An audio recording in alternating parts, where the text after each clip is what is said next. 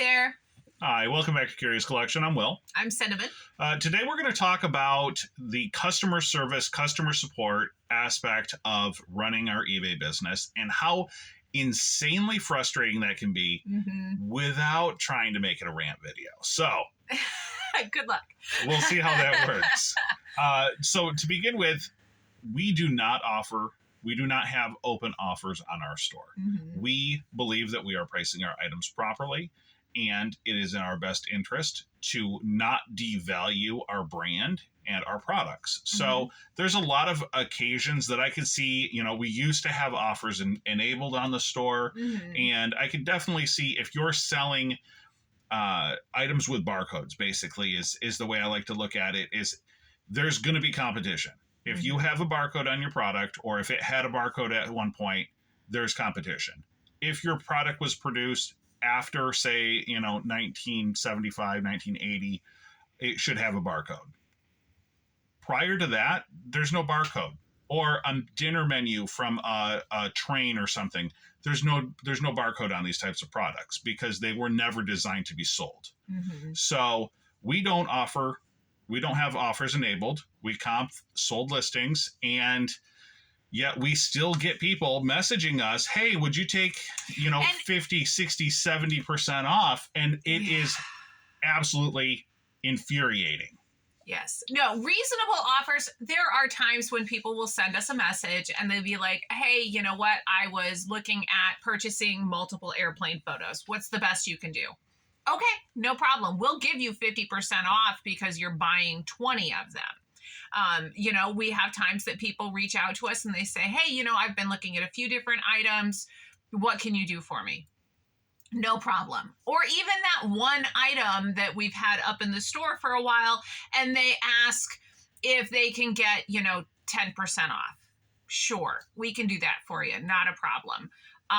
It's the ones that they're like, literally, like I had just put up a set of watch tips for $150 and they asked if they could have them for $50. Unless it had been listed for less than 24 hours. Yeah. And I'm like, no. Or like he's got, some ship ephemera, an ashtray that was on a ship that was sunk in World War II. And again, it's one of those pieces that are up for like $150. And somebody goes, well, you're not going to get that. It's not worth that. Why don't you give it to me for for $20 or something ridiculous? Yeah, the guy wanted 70% off this item.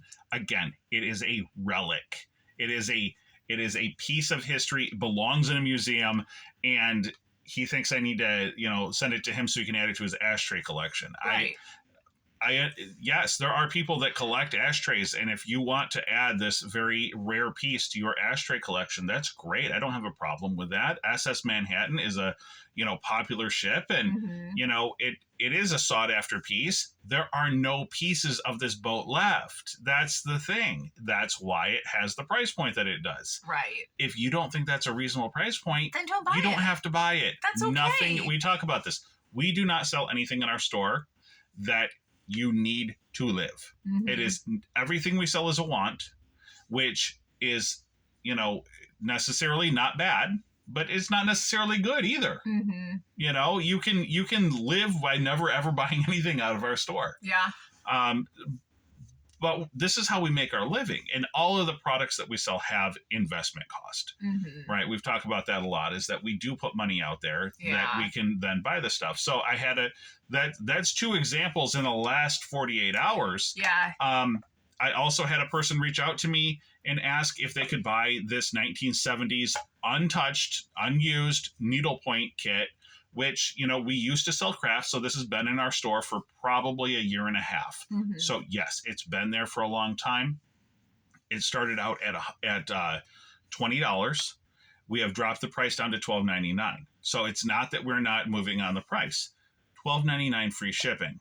Right. Now, being a 8 to 12 ounce, it's going to cost us $5 to $6 to ship this item out. They want it for $10. So knowing that eBay is going to take their 15% plus 30 cents plus the 7% promoted, we're talking about 22% or $2.20 plus 30 cents. So $2.50 is coming off, plus the USPS at $5, it's going to leave us with $2 difference. Right. I mean, and we did buy the piece. and we have input costs. So yeah, no, it's hard. It's hard to receive the message from someone who is saying these oh so kind things about your items and your store that you handpicked, that you've like. We have to breathe. Yeah. So my first instinct is that I feel like I'm being attacked, as that I'm selling items that are overpriced. So I am all, automatically feeling defensive about that, because you're trying to tell me that I'm overcharging people. And it may not have anything to do with me. It may totally have something to do with the person who thinks that I should give them the item for free. Right. But I have this all the time, that I feel like I'm being attacked because I'm overcharging people, or I'm profiteering, or in some way, hurting the marketplace. But for us to hold firm on the price points that are historically proven. Right. That's the thing we do. We comp every single piece that goes out. We comp it. Yes. It's not like we're pulling these numbers out of our dupa. Like, we're really comping every single piece that we do. Yes. So my first response after feeling insulted is to ban you from my store.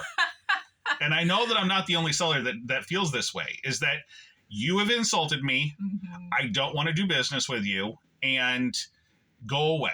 Mm-hmm. And the same thing applies to people that ask too many questions. And you talked about this the other day, is that, we have these people and they'll send us, not even joking, 5 to 10 messages about a specific piece, thinking about possibly buying it. And by the time you're into your fourth message back and forth, and you haven't gotten the information you need to make a decision, it may be time as a buyer to move on, because you're clearly not satisfied with the response. See, now this part I do kind of disagree a little bit, because I can see hemming and hawing over an item, because like he said, these are not needs, these are wants. So I understand being indecisive. I don't understand why you need to talk that through with me.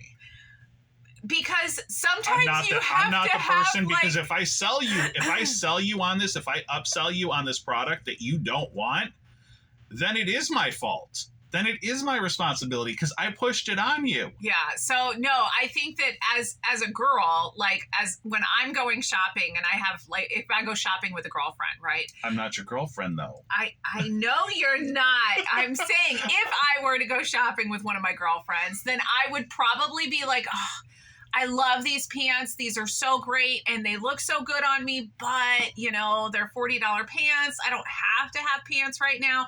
And you kind of have to have that other person going, oh, you know what? These are really great pants. Your butt looks so good in them. You can't say no to this. And I think that that's kind of what happens when some of these jewelry pieces. I think that that's what people are hoping for, is that somebody to give them that motivation that they can cross that line and make that decision. The flip side of that is I always see it go wrong. I very rarely see that go well, because again, they're indecisive about whether they want that piece. If they're not committed to it, if they didn't have an emotional reaction that drew them to it enough to push the buy button, they're just going to send it back, because it's a lot easier to push the print return label button than it is to pay that credit card bill. Yeah. So it absolutely drives me crazy. I know it does. We've been dealing with this. It seems there's like a lot more recently, right. I feel. So I want people to reach out. Tell us what your experience is recently, since Christmas, with eBay, with customers. Mm-hmm. I feel like, yes, there is an increase in holiday returns, but honestly, we only had one return from the holiday season. We've had multiple returns since the holiday season. Yes. We've had problems with people reaching out because their packages are showing up late since the holiday season's ended. Mm-hmm. Not before. Yeah. It seems to me since the beginning of the year, and I don't know if people are getting their credit card statements and they're freaking out. And so they made a decision to buy something and they couldn't afford it. Mm-hmm. So they're sending it back. We talked about it was $100. It's 1%. So it's not the end of the world, but like these customer service issues are kind of driving me insane right now. Mm-hmm. And I'm ready to just ban everyone. Yes, I know you are. I know. I have to constantly tell him to like breathe. We're not punching customers in the face. It is hard though. No, when you've got a piece that you're like so proud of because it's just an amazing piece, and somebody's like, "Well, that's not worth that. Why would you even ask that? You should just let me have it for 20% of what you're asking." What? Yeah. Why would I do that for you? I don't know who you are. Like, right. I don't think I would do that for my sister. Like, we have input cost. We have eBay fees. We have, like, this is a business. But conversely, I think that right now there's a lot of desperate people, desperate sellers. And so it's working for them. You know, it's working for the bad buyer. I think that it's working for those bad buyers that are throwing those super lowball offers out there, and occasionally it's sticking. Yeah. Yeah, and I mean it really could be that. It really could be that, you know, there are some desperate buyers out there and desperate sellers. Yeah, desperate sellers, and the smell of blood is in the water. It really could be that. It could be that you know, the sharks are circling. We know that there's so many businesses, there's so many sellers that are getting out of the business because... I'm about ready to get out of the business with these. Stop it. You are not. We're not getting out of the business. We like what we do. But it is. There's a lot of desperate sellers out there. So if you're this tool that, you know, feels like you're... I honestly, I don't even know how you can approach someone and ask for more than 50% off of an item. I really don't. I don't even know how you would do that. I don't know how you get to 50% off. No, I've asked for 10% off. If they have offers available, I've asked for 10% off. I've never asked if there was no offer available. I mean, I could see if you're buying multiple pieces from the same store, I could see that, you know, reaching out to the seller and being like, hey, you know, is there something we can do if I want to buy 2 or 3 pieces? I've never actually bought 2 or 3 pieces from the same seller before, but I'm not a big eBay buyer. But I mean, I could see asking maybe 10%. I can't imagine, even at the flea market, I can't imagine asking someone half of what they asked for. You know what I mean? Right. No, I think that I certainly think that it's rude behavior. If not, maybe a little bit worse than that. And I don't know. My tolerance is running thin on it. If I could figure out a way to block unnecessary questions, I would do that for sure. I kind of want to know what everybody else's experience is, though. Are you seeing an increase in demanding customers? Are you seeing an increase in returns recently? Are you seeing an increase in the amount of lowball requests or offers? Like I said, we don't have offers available, and people are still sending us these things. Yeah. We had a person the other day, this over the moon with rage for me. They had purchased an item. They had attached a message to the item and saying that I didn't negotiate the price on this, so you need to send it priority mail because it is a gift and I am expecting it very quickly. I expect it to be shipped immediately, not with ground advantage. Yeah. And this was after the purchase. They didn't communicate with us. They didn't ask us if this would be something we could do for them. They just insisted that this is the way it's going to be. Right. So what's my option? What is my option? Do I reach out to eBay and complain and get the order canceled?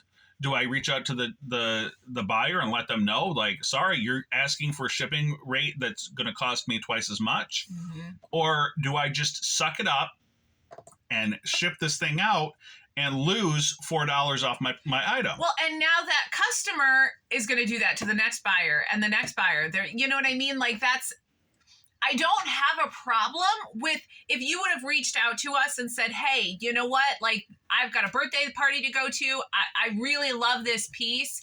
I need to have priority shipping. Right. Can we work on this? We actually did that for somebody over the holiday season. They said that they had we did next day shipping because it was so important. Right. And that was something that we were able to offer is we did expedited 1-day shipping. They had it the next day. Mm-hmm. But we saved Christmas, but that was something we worked on together. It wasn't just expected of us because they feel like it should be expected for them. Yeah. Yeah. I appreciate the sale, but the sale isn't doing me any good if I'm losing money on these transactions. And so, like I said, very frustrating. I'm really getting fed up with it. We talked about it the other day on the video with a guy buying a couple $100 item and buying a $3 postcard so he could get 15% off.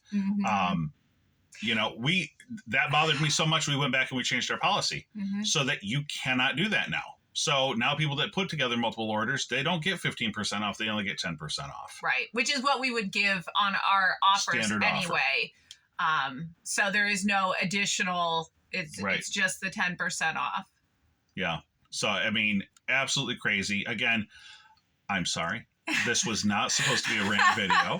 I just need to talk about what's going on and let people know. So this is my process. So I don't want to just be everything's angry and just be angry dad all day. First thing I do, I get these messages and I have this burst of rage in me. And then I take a deep breath and then I think about it and then I respond and try to answer the question and be as polite as possible without banning the person, without blocking them, as well as I can. Yeah. Yeah, no, we do. We typically will tell them, this is a new item. The best we can do is 10% off. Thank you for your interest in our store.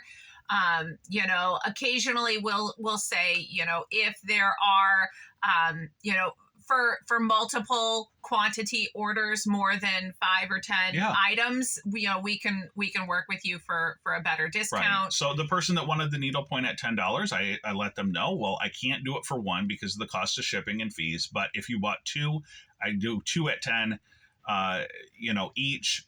And then we could do that. So they'd end up saving $5 between, 2 pieces. But we would be able to put them both 2 in the same envelope so that we'd be able to save a little bit on the shipping cost, so that it can be beneficial to both parties. Yeah. But unfortunately, as soon as I mention, you need to pay more, they're gone. Mm-hmm. That's it. Like they're not interested unless I'm losing money, apparently. I said I wasn't going to be angry. So please, like I said, subscribe, throw a message down in the bottom. Let us know what your experience is with just terrible selling experiences recently.